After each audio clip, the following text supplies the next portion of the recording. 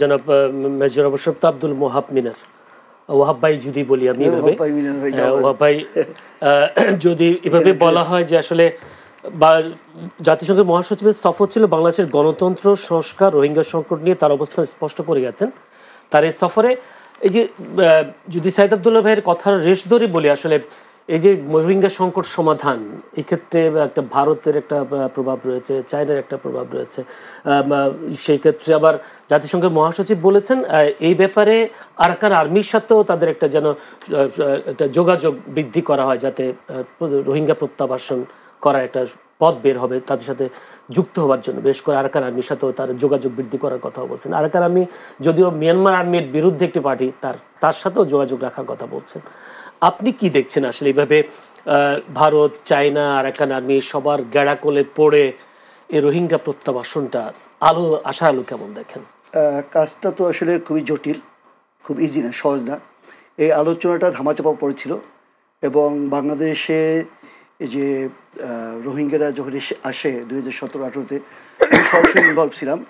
আমি ওখানে ফিজিক্যাল হেলথের ট্রিটমেন্ট, মেন্টাল হেলথের ট্রিটমেন্ট, বাচ্চাদের প্লে থেরাপি, বিভিন্ন ধরনের অ্যাক্টিভিটিস ওখানে আমি করেছি, সরাসরি করার সুযোগ হয়েছে। রিসার্চ ওয়ার্ক করেছি যে ওদের মেন্টাল ট্রমা স্টেজ অথবা সুইসাইডাল রেট কী ছিল এগুলো। সো ওদের যে অনুভূতি বা এর সাথে আমি মোটামুটিভাবে সম্পৃক্ত, সরাসরি সম্পৃক্ত। কীভাবে টেকনাফ থেকে লোকগুলো আসলো, সেই ছবি টবি সবই ছিল। কিন্তু দীর্ঘদিন এটা কিন্তু চাপা পড়েছিল, কারণ বাংলাদেশের ইন্টারনাল এত বেশি নির্বাচন কেন্দ্রিক টার্মোইল ছিল যে এটা আলোচনাই, সরকারও বিপদে ছিল, বিরোধী দলকে কীভাবে সামলাবো, কীভাবে আয়না করে নেবো, কাকে দেবো। এত মানুষ, ছাত্র, বিরোধী দল কোনো দিক সামলাতে পারছে না।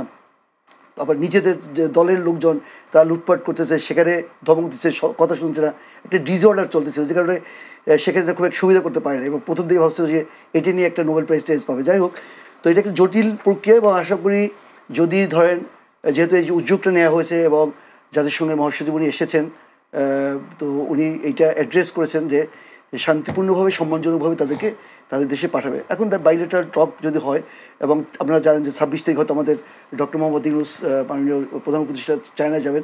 আশা করি যে সেখানেও কিছু এই যেহেতু আলোচনা হবে, তো এটা একদিনের এফআইআর না, গ্র্যাজুয়ালি হবে। এবং দেশে অনেকে মনে করছে অস্থিতিশীল, আমি মনে করি দেশ খুবই স্থিতিশীল। কীরকম আমি বলি, একজন মহিলা যখন প্রেগনেন্ট থাকেন, যখন ওনার বাচ্চা হয়, আপনার যেরকম ফুল, আমরা বলি যে আপনার যে তার যে প্লাসেন্টা, ওই প্লাসেন্টাটা যখন ওই ইউটেরাস থেকে উঠে যায় তখন ব্লিডিং হয়। তো এই যে মনে করেন শেখ হাসিনার যে স্বৈরাচার, এই যে ফ্যাসিজম, এটা কায়েম ছিল, এটা যখন আপটুডেট হয়েছে, দেশের মধ্যে একটা ভূমিকম্প, একটা শেকিং হয়েছে, একটা সিডরের মতো হয়ে গেছে। সো সেই তুলনায় দেশে কিন্তু আপনি তো জানেন যে ওবায়দুল কাদের নিজেই বলেছে যে শেখ হাসিনার সরকার পতন হলে কয়েক লাখ লাশ পড়বে, কয়েক লাখ তো কয়েক হাজারও তো পড়ে নাই। সো এইটা কিন্তু এই সরকারের একটা আমি বলবো যে সার্থকতা, সফলতা। এবং এইটা ইয়েস, কিছু ল এনফোর্সিং এজেন্সিরা সামাল দিতে পারছে না, কিছু সমস্যা হচ্ছে, কিন্তু সেইটা এক্সপেক্টেড জায়গা থেকে অনেক কম। তো আমি মনে করি যে রোহিঙ্গাদের যে কাজটা শুরু হচ্ছে বা আলোচনা হয়েছে ফলপ্রসূ হবে।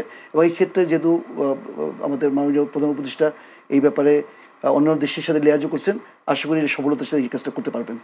আর একটা জিনিস আমি বলি যে ওনার যে আগমন, এটা কিন্তু মেইনলি হচ্ছে যে এই যে শেখ হাসিনার পতনের পরে আপনারা জানেন যে 114 পৃষ্ঠার একটা রিপোর্ট প্রতিবেদন দিয়েছে। ওই প্রতিবেদনের মধ্যে সব কিছুই আছে এবং জনগণের যে প্রত্যাশা সেইটা পূরণ হয়েছে, কারণ ওরা এটা নিরপেক্ষই ছিল এবং তারা তো দেখেছে। আমরা মনে করি যে আমরা যে বাংলায় কথা বলি এটা মনে ওরা বুঝে না, তা তো না।